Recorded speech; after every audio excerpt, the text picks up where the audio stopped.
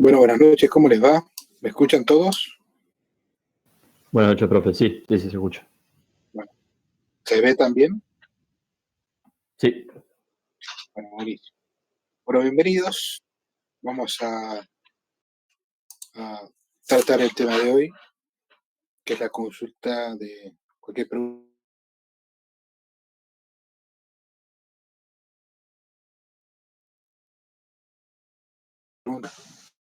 del síndrome metabólico, ¿bien? Que mucho tiene que ver con la obesidad central, sedentarismo e inflamación. Y siempre lo hacemos por medio de un caso clínico, por ejemplo, el que vamos a presentar ahora. Cualquier cosa o duda que tengan, me paran, me avisan y volvemos a charlar. Este es Martín, que tiene 52 años, es ex tabaquista y Profe, no se ve. O sea, quedó en la diapositiva del principio. ahí, ¿pasó? No, todavía no. ¿Pasó? ¿Pasó? No, sigue No, estando la misma. está en la misma.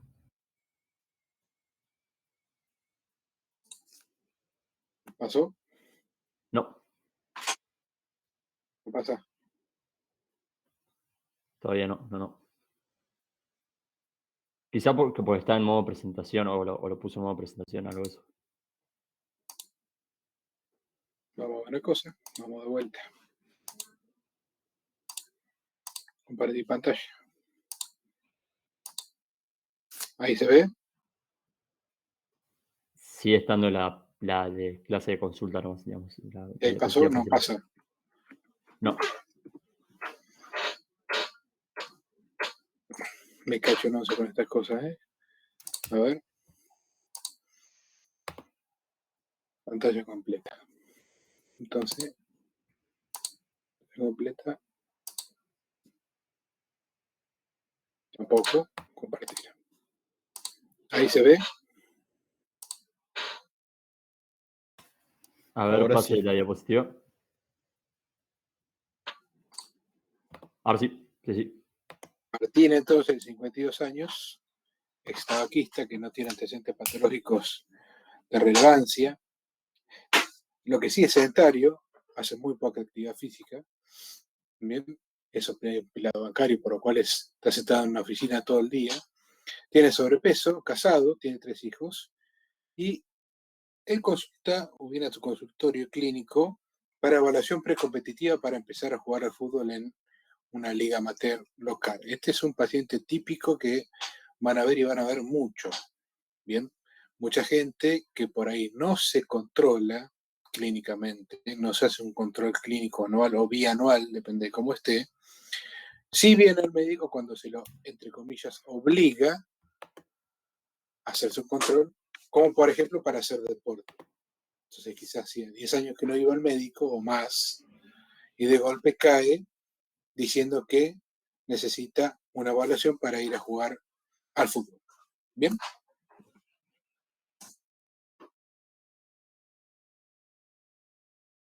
Por supuesto que lo revisamos. Siempre que lo revisamos, le tomamos los signos vitales. Martín tiene TA 135-72, tomada 2 veces en los 2 brazos.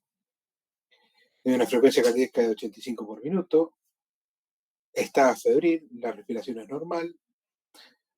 El aparato cardiovascular es normal, totalmente. Lo mismo que en el aparato pulmonar.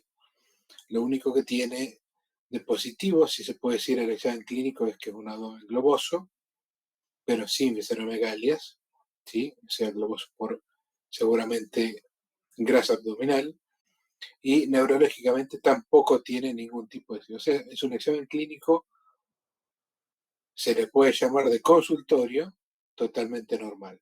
Bien, uno puede chaldar si 135-72 es o no una presión alta, pero en consultorio recuerden que hoy por hoy todavía el normal es menor de 140, menor de 90, de que podemos decir que sí. A su vez, nosotros vemos que el paciente no es del todo, o no condice con lo que es salud para un buen estado físico, por lo que le medimos la cintura y tiene un perímetro de cintura a nivel del ombligo, que es donde se tiene que medir, de 101 centímetros, y tiene un índice de masa corporal, según peso y según altura, de 29,5 kilogramos metro cuadrado, lo que nos da el borde del sobrepeso ya cayéndonos a casi obesidad de grado 1. ¿Bien? Por supuesto, no nos quedamos solo con eso. ¿Qué más le hacemos a este muñeco? ¿Le pedimos un electro o no? Sí, siempre. ¿Qué pensamos ver en el electro? ¿Para qué le pedimos un electrocardiograma? ¿Alguien sabe? ¿Alguien tiene una respuesta? Para ver si, por ejemplo, puede tener signos de hipertrofia ventricular izquierda.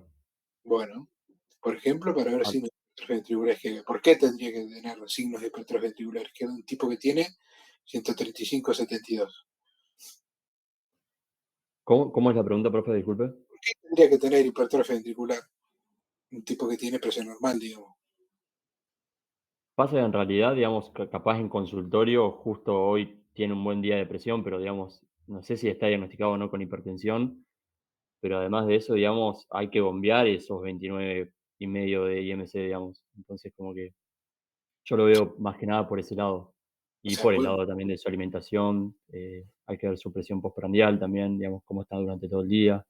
también, una toma de presión no quiere decir que el tipo sea normotenso, como también una sola toma de presión con hipertensión tampoco me dice que sea hipertenso. Son dos o más tomas en dos visitas consecutivas. Y además existen otras clases de presión alta, por así decirlo. Hay veces presión de guardapolvo blanco y otras que se llaman presión o hipertensión oculta.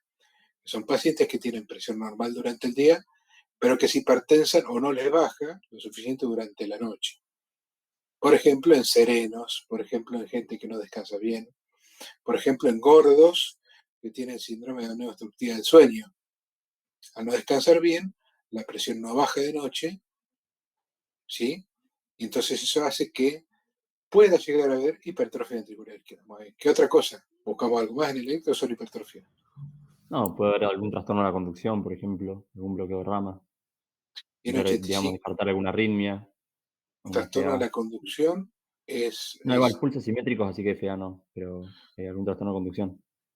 pulsos O sea, un bloqueo de simétricos. rama o AB. Simétrico quiere decir que están de los dos lados, no quiere decir que sea regular o irregular. ¿Eh? Ojo, Claro, sí, sí, sí, que es verdad. ambos miembros son iguales. Otra cosa es regular o irregular. Yo no me acuerdo si les puse regular ahí, justo tengo el cuadradito, no No, importa. no, no dice. Bueno, entonces vemos hipertrofia, vemos ritmo, vemos trastornos de la conducción, tanto auriculoventricular como interventricular, por ejemplo, auriculoventricular, lo que es alargamiento del PRO, lo que puede llegar a ser interventricular, algún bloqueo de rama izquierda o derecha. Bien. Entonces, el electrocardiograma es un estudio coste efectivo que nos puede hacer varias cosas a un paciente que no tiene nada. ¿Eh? Radiografía de tórax, ¿le pedimos? Sí, ¿Por qué? para ver si tiene o no cardiomegalia también puede ser. Y bueno, es extravaquista, así que algún que otro rastro o cicatriz puede quedar en la RX. Que tiene un aparato respiratorio en el examen físico totalmente normal. ¿Le pedimos una placa de tórax? No parece cardiomegálico por el electro, le pedimos una placa de tórax. En realidad le pedís todo junto, así que. Pero la placa de tórax, ¿para qué la pedimos cuando uno hace control de salud? ¿Para ver cardiomegalia? Puede ser, sí. Pero principalmente para ver campos pleuropulmonares, ¿sí? La cardiomegalia lo puede ya ver directamente con el electrocardiograma. Y recuerden que la placa de tórax hoy ya se quedó tarde o se quedó en el tiempo para ver cardiomegalia. Ya tiene muchos errores, más allá de que sirve, por supuesto. Más que todo sirve como para eliminar falsos negativos. Cuando el corazón es chico, punto, se terminó. Cuando es grande, o sea, cuando tiene cardiomegalia por radiografía de tórax, hay que ver si en realidad es grande. Y si no está mal inspirada, rotada, que tenías el abdomen grande, entonces te lo horizontalizó, que comiste, entonces el estómago te lo tiró para arriba, que esto, que el otro. Entonces, para ver cardiomegalia, una placa de tórax que se quedó en el tiempo. Sí, para ver algunas otras megalias, como por ejemplo un botón aórtico, ¿sí? Agrandado, bien, eso sí puede servir. Y sí para ver campos pleuropulmonares de un paciente que fue fumador previo. Muy bien. ¿Y laboratorio le pedimos? Sí, también. Bien. ¿Qué le pedimos? Digamos, el laboratorio básico y sumado a, bueno, hepatograma y un perfil lipídico, digamos. ¿Qué es laboratorio básico? Básico sería un hemograma completo y después, bueno, hepatograma, glucemia, trigliceridemia, colesterolemia total, HDL, LDL, eh, uremia, creatininemia. Vamos a poco entonces. Electro. Los escucho. A grosso modo, ¿no? Sin una gran descripción. Bueno, tiene un ritmo regular, sinusal, el eje está orientado, no tiene trastornos de conducción AB, ni tampoco de rama, no hay signos de hipertrofia ventricular izquierda, aparentemente es un electro normal y ¿Están no hay todos de elevación de acuerdo? CT. ¿Están todos de acuerdo? Sí. Sí, puede tener algunas variantes de la normalidad, como por ejemplo una P negativa en D3 que tiene, pero eso puede llegar a ser normal, es normal en realidad. Esto es un electrocardiograma de 12 derivaciones en un paciente normal. O sea que si yo sospechaba que pudiera llegar a tener alguna alteración electrocardiográfica del ritmo, hipertrófica, del ritmo intraventricular, la verdad es que no la tiene. O nos faltó decir también algún tipo de alteración ya más rara, bastante más rara, que son las miocardiopatías arritmogénicas, como por ejemplo un síndrome de Brugada, una miocardiopatía hipertrófica, que se ve en el electrocardiograma cuando son evidentes, ¿sí? Tienen patrones específicos. Y otras cosas, como síndromes de preexcitación, como el Parkinson-White, es una cosa que siempre se gusta en todo deportista. Y es más frecuente de lo que uno cree, ¿eh? Uno de cada 200 electros en deportistas tiene síndrome de preexcitación. Que no quiere decir que necesite tratamiento, pero eh, para eso se lo pide. Bueno, pero dentro de todo, este electro es normal. Bueno, radiografía de tórax de frente.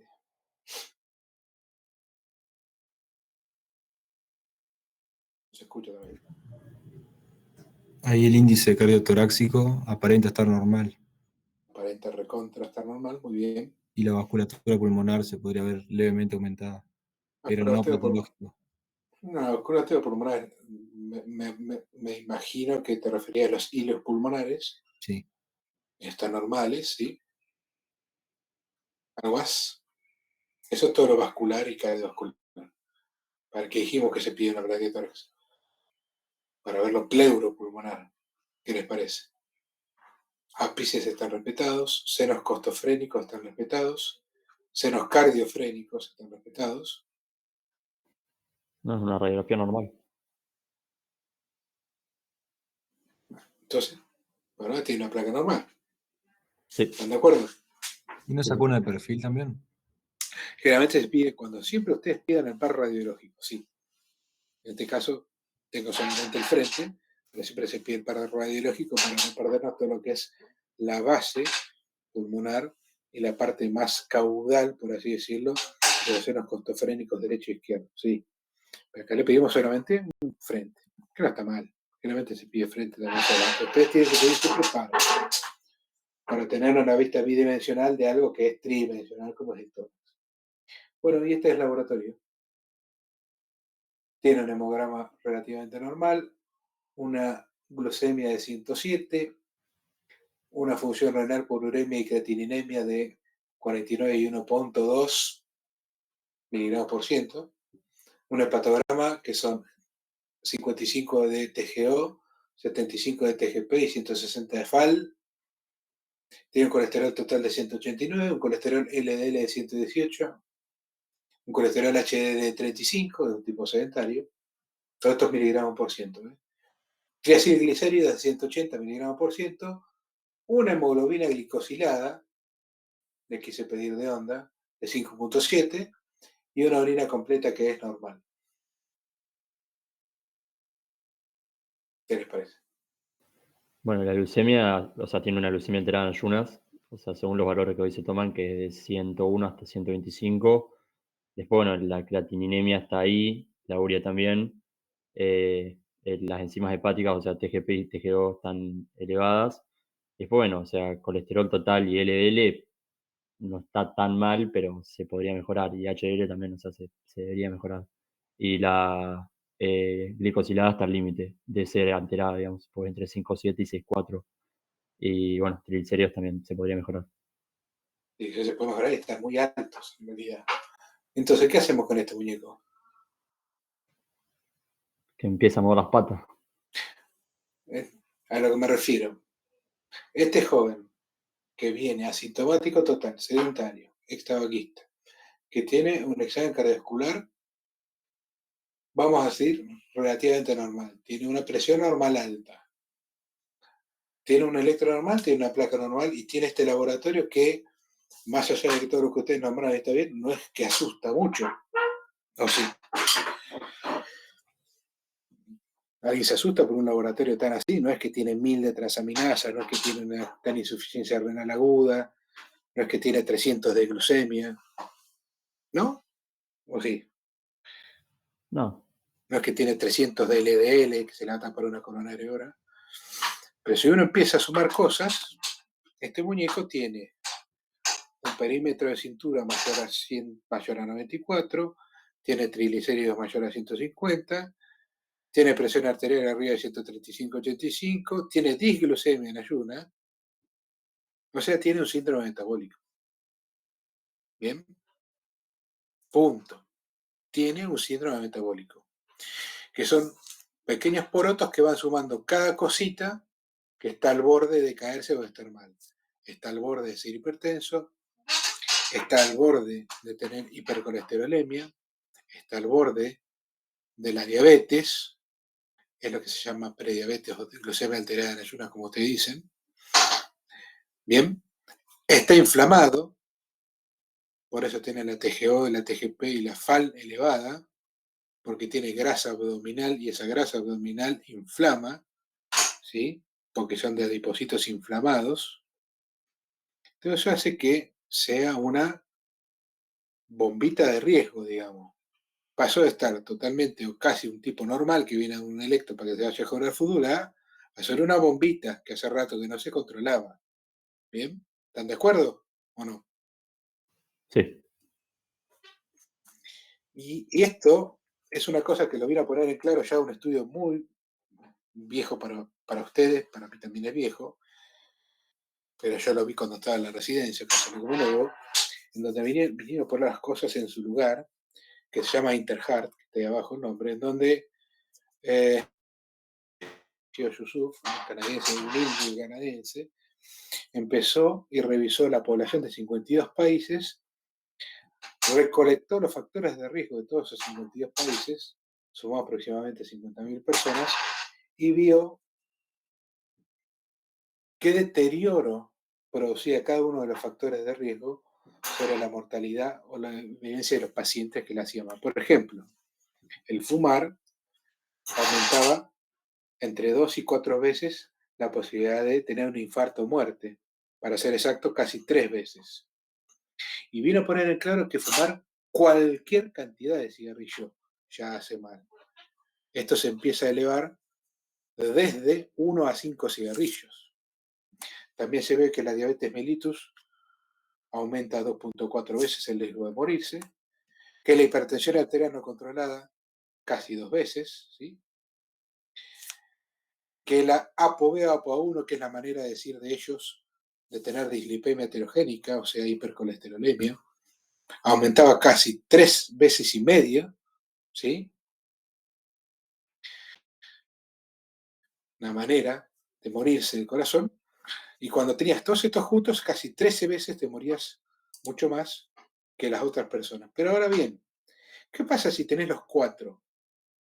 Si tenés diabetes o disglucemia, si tenías hipertensión o en tratamiento, si tenías dislipidemia.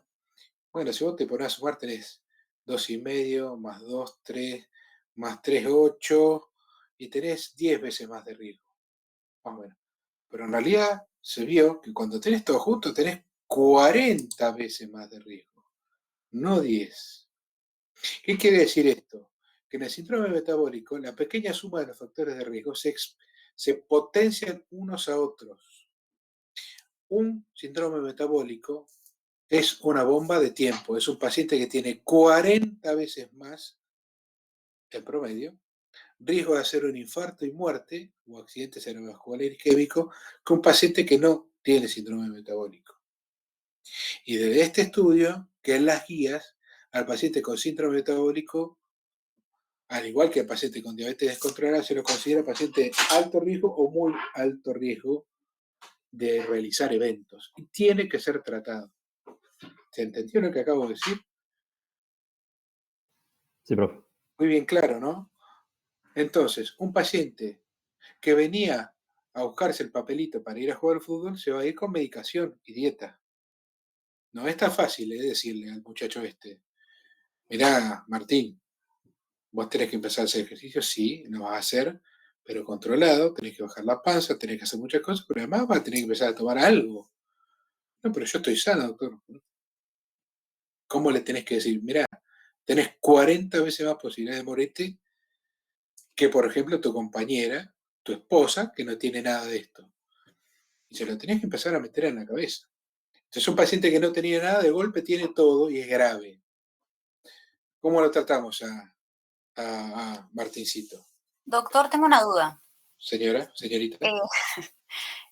Suponiendo que tenemos todos estos resultados y demás, ¿no deberíamos mandarle una ergometría al paciente antes de medicarlo para Después ver cómo va. reacciona ante la Eso después vamos, porque Ok. eso es por otro lado, ¿sí?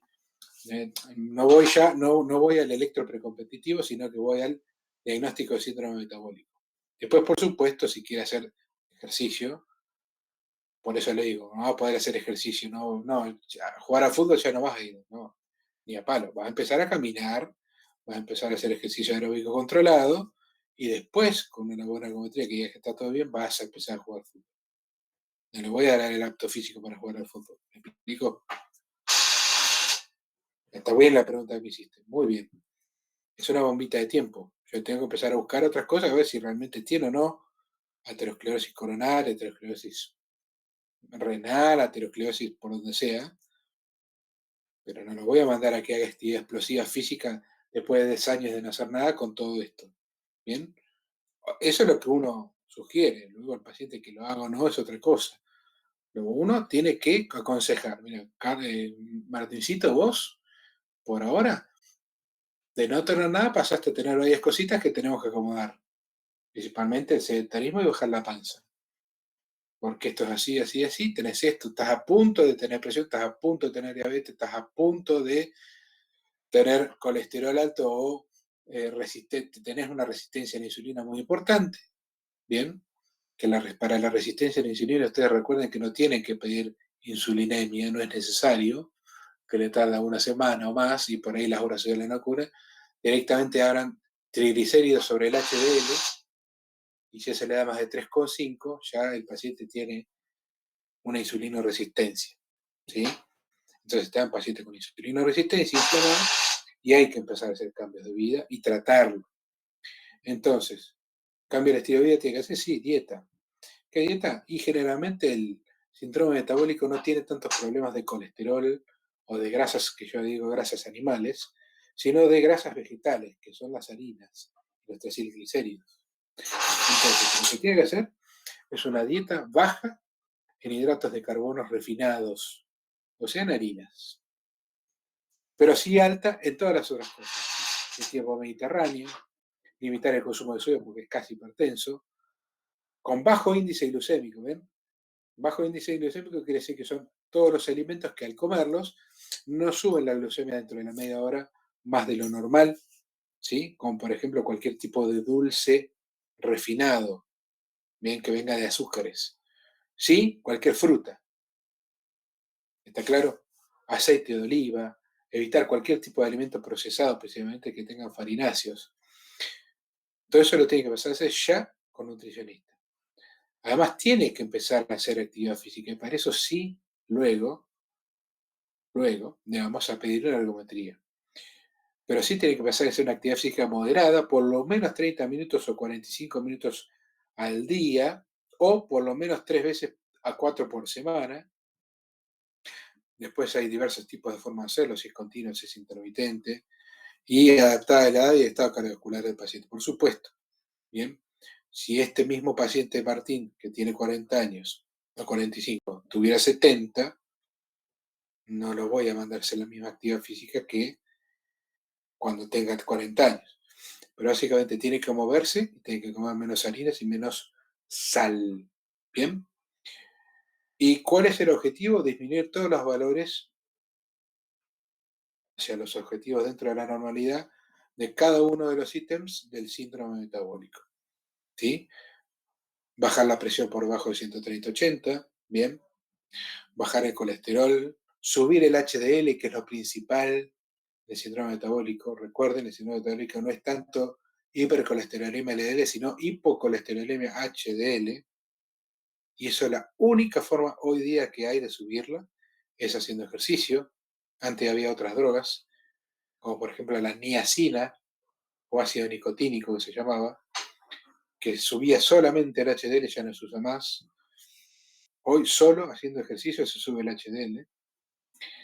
Y por supuesto, si fumaba, abandonar el tabaco, él ya no fuma más, entonces hay que profundizar esa dejada de tabaco diciendo va a estar todavía mejor de lo que estás ahora. Esto se puede hacer de manera no farmacológica, difícil, que solamente con los objetivos se alcanza con eso, de manera farmacológica. Y farmacológicamente, ¿qué le damos? Estatinas o fibratos, y las estatinas combinadas o no con ezetimibe, si requiere o no, IECA o ARA2, y si requiere o no, que ya está cada vez menos en boga, cada vez menos, aspirina en prevención primaria. Pero sí lo que tiene que tener son estatinas, fibratos, y la hipertrigliceridemia es muy importante. Y si la hipertensión es realmente hipertensión y con un mes de tratamiento higiénico dietético no baja, hay que empezar con IECA o con ARA2. ¿Bien? ¿Se entendió todo lo que hablamos acá? Fíjese que Martín Carlito se va con por lo menos 2 medicaciones, ¿eh? Profe, el tema, por ejemplo, estatinas. En un paciente así, digamos que, como dice usted, es una bomba de tiempo, ¿con qué dosis se recomendaría empezar, por ejemplo? Es buena la pregunta. Las estatinas siempre, hoy día, ahora les vamos a subir con el doctor Paltengui las nuevas guías de prevención primaria cardiovascular, las nuevas guías de emergencia hipertensiva, bien salitas del horno de la Sociedad Argentina de Cardiología 2023 hace un mes. Siempre se prefiere dosis altas y con estatinas de alta potencia. Las estatinas de más alta potencia son rosuvastatina o pitavastatina, básicamente la que más en el mercado es rosuvastatina, y atorvastatina, pero altas dosis.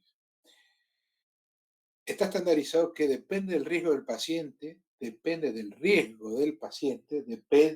la cantidad de estatina o la dosis o la potencia de la estatina que le vas a dar. No es lo mismo darle a un hipercolesterolémico que lo único que tiene es un poquito de colesterol, que darle a este muchacho que es una bomba de tiempo. Este muchacho necesita, por más que tenga un colesterol LDL prácticamente dentro de lo normal, con colesterol LDL para su edad, menor de 130 es normal y tiene 118. Como tiene un síndrome metabólico, tiene que tener menos de 100 o menos de 70 si es posible, según guías.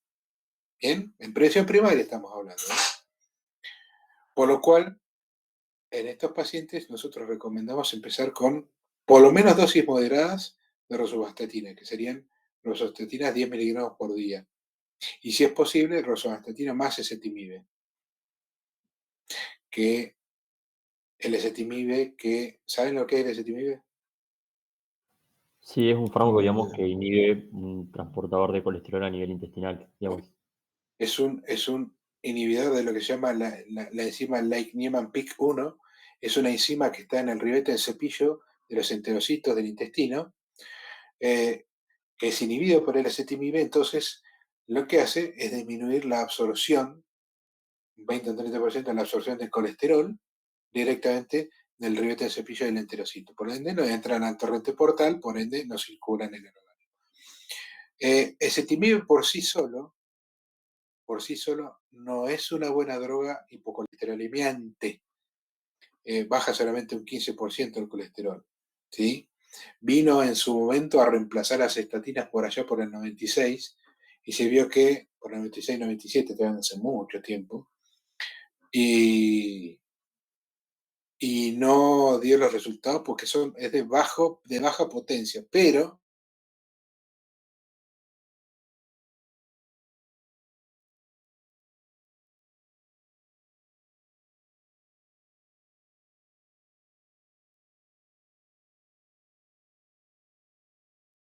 tuvieron un síndrome coronario agudo.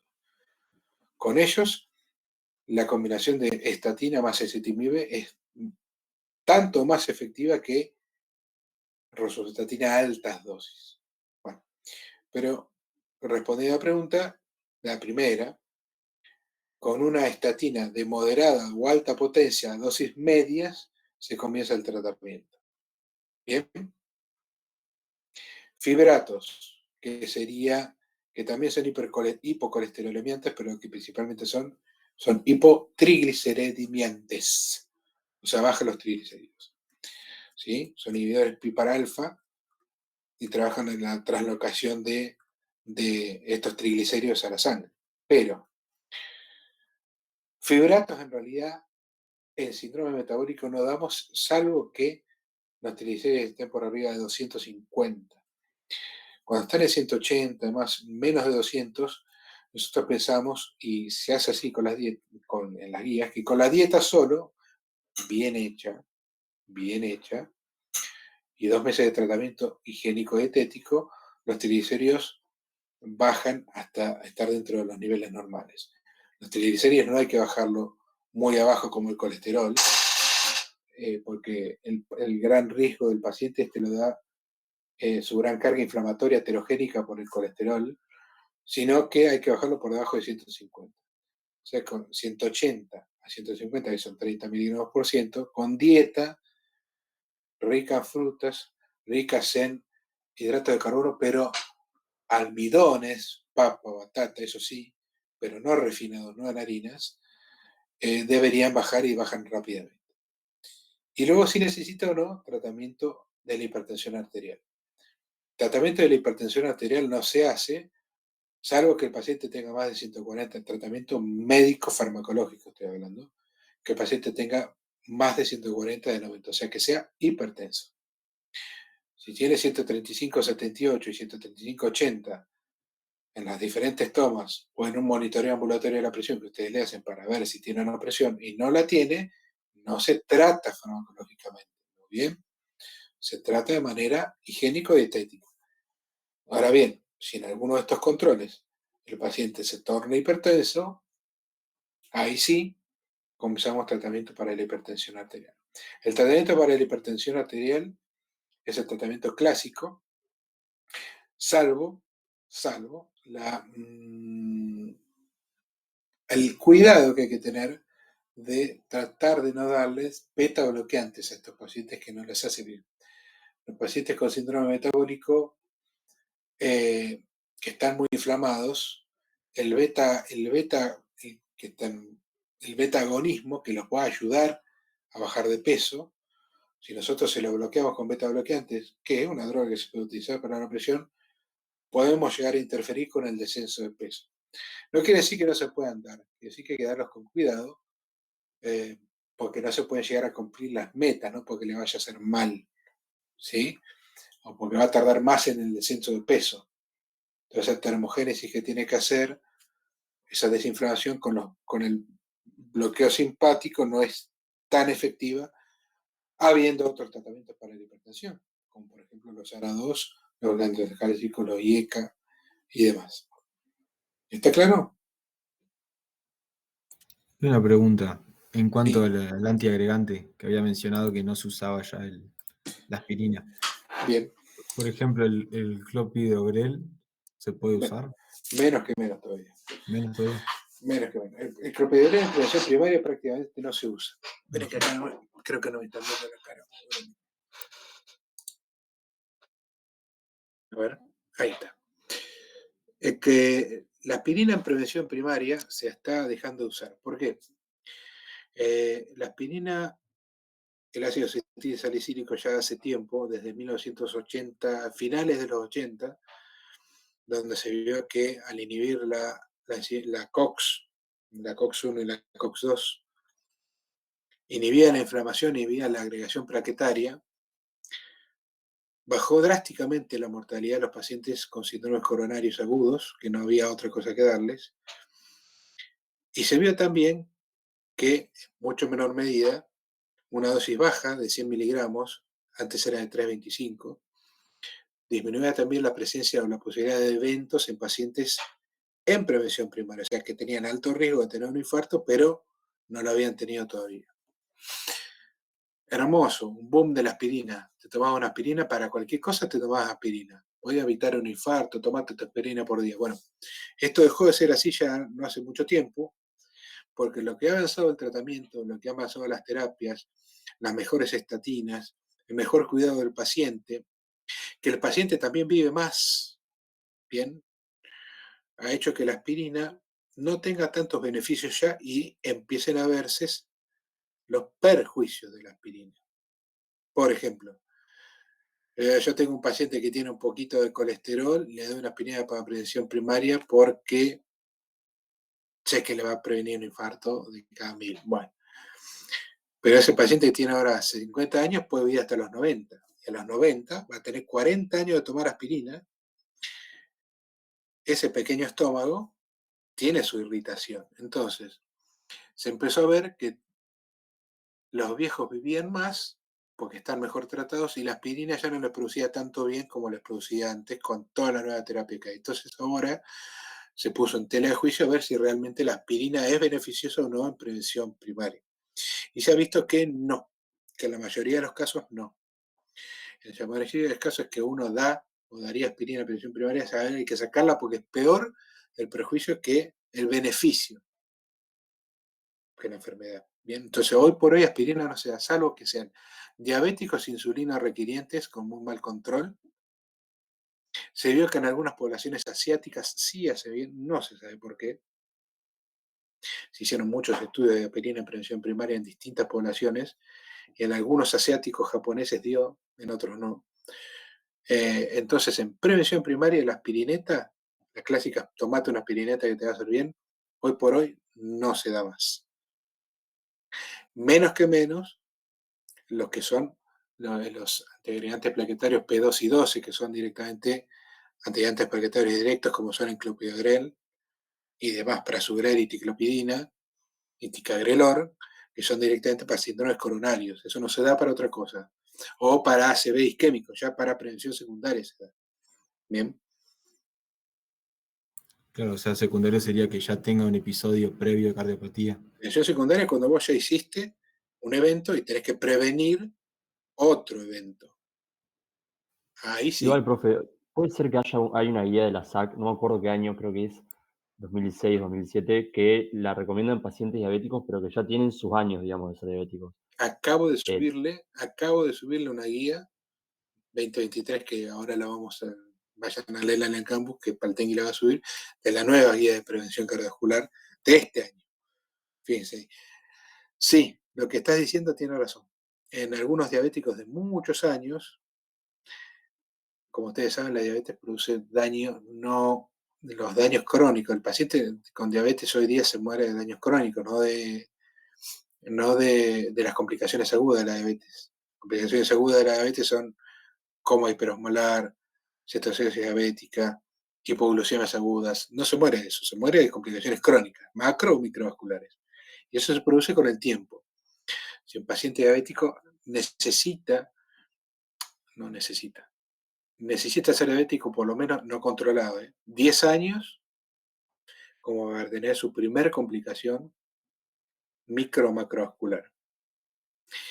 En ellos, en algunos casos, la aspirina puede prevenir un evento coronario, pero también hay que poner en juego muchas cosas. O sea, en definidas cuentas, hoy por hoy en prevención primaria, la aspirina se dejó de usar. ¿Sí? Les remito después a las nuevas guías, que están muy lindas para leer cuando tengan tiempo, que son de ahora, de hace un mes, con la nueva evidencia. No tienen tiempo de leer nada, ustedes están hasta 1000, pero bueno, después ver si puede llegar a hacer algún tipo de resumen. ¿Cómo? ¿Cómo? No escuché. ¿Cuándo se jubile? Le falta mucho todavía. Bueno, ¿se entendió? ¿Alguna otra pregunta?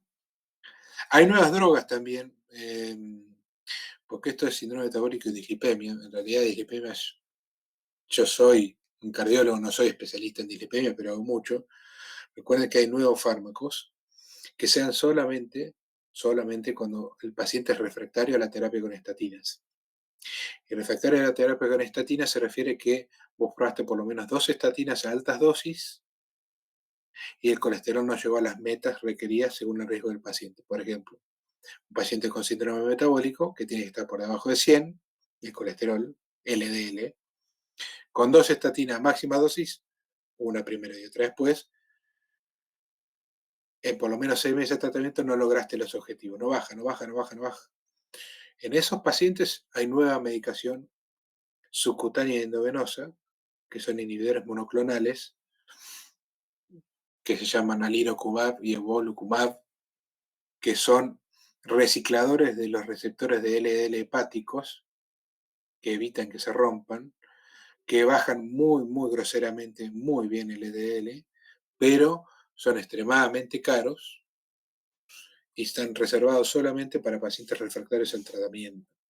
Bien, pero sepan que están, bien, sepan que están y que se pueden usar, pero el tratamiento sale aproximadamente 800.000 pesos por mes. O sea, es muy, muy importante, por eso tiene que estar muy bien indicado. Cuando está bien indicado no hay ningún problema. Profe, usted, por ejemplo, nombraba la sibutramina, creo que sí, y Orlistat. ¿Hoy en día se usa o...? El tratamiento hoy día que hay eso es para la obesidad, para el síndrome metabólico, está el tratamiento farmacológico, como la sibutramina y el Orlistat, que sí están, pero ahora, hoy no, ya hace unos años salieron otras drogas nuevas que también tienen el mismo resultado. Por ejemplo, la naltrexona y el bupropión. La naltrexona, que es como la naloxona, que es un inhibidor directo de la morfina, que actuaría sobre el neuropéptido ahí y en la saciedad a nivel hipotalámico, y el bupropión, que haría exactamente lo mismo. ¿Sí? La sibutramina se usa, está en el mercado, pero se usa cada vez menos. Es una vamos a decir así, un anfetamínico leve, ¿sí? Lo que hace es aumentar la termogénesis y el gasto de energía del cuerpo, a su vez que genera saciedad, motivo por el cual los pacientes bajan de peso. Muchas de las drogas que se implementaron para la obesidad y para el síndrome metabólico, muchas dejaron de usarse porque el paciente obeso es un paciente muy especial, y lo digo con experiencia propia. El paciente obeso no es un paciente cualquiera, es un paciente deprimido, es un paciente que lucha todo el tiempo para bajar de peso, todos los días, se ve mal, es un tipo deprimido, es un tipo que no es un gordo contento, el gordito contento no existe. Bien, entonces, muchas de esas drogas, como por ejemplo hace mucho tiempo salió, no, en el 2000 salió una droga que era fantástica, como bajaban de peso, se llamaba Rimonabant, que era un excitador endocannabinoide, ¿sí? Bajaban 10 kilos de peso en 3 meses, era fantástica, tenía una saciedad muy importante, pero provocó más suicidios en este tipo de pacientes. Entonces mataban el doble de lo que bajaban de peso. Al año se dejó de usar. Entonces, lo mismo pasa con los excitadores del sistema nervioso central, el bupropión. Entonces hay que tenerlo con mucho cuidado estas drogas. La naltrexona y el bupropión, que es lo que se usa ahora, que se llama Naltreva, que sale 50.000 pesos por mes el tratamiento, junto con dieta, junto con ejercicio, ayuda a bajar de peso. A un año hay una diferencia de pesos quienes le usan, quienes que no, de 5 kilos. Puede decir, no es mucho, es mucho, pero es estadísticamente significativo, ayuda y es bueno.